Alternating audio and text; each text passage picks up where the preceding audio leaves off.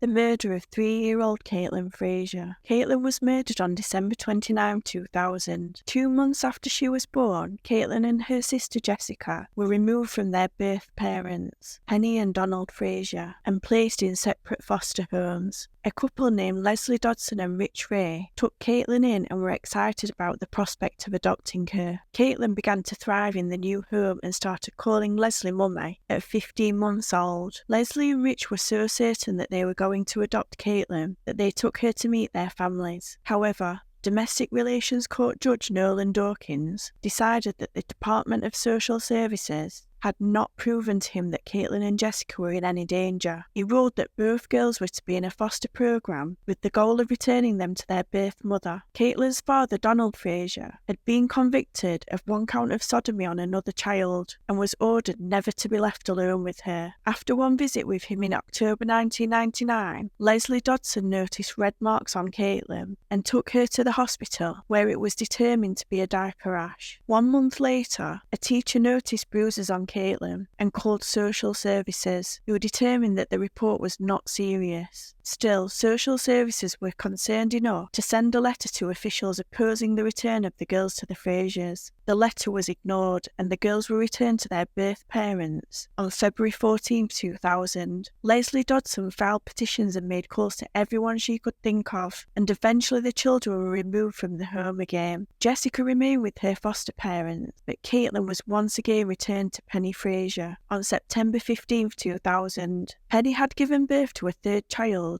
and was expecting a 4th. She was living in subsidised housing with the father of her 4th child, Asher Levin. On December 27, 2000, Penny Frazier called police, claiming that Katelynn had fallen and could not get up. When police arrived, they found garbage and dirty dishes everywhere. There was food ground into the floor. Katelynn was lying in the middle of it. She was taken to the hospital and found to have bruises all over her body, 25 in total. Doctors determined that she was brain dead. Katelynn wasn't breathing, but a machine kept her alive so that her organs could be donated. On December 29, 2000, she died.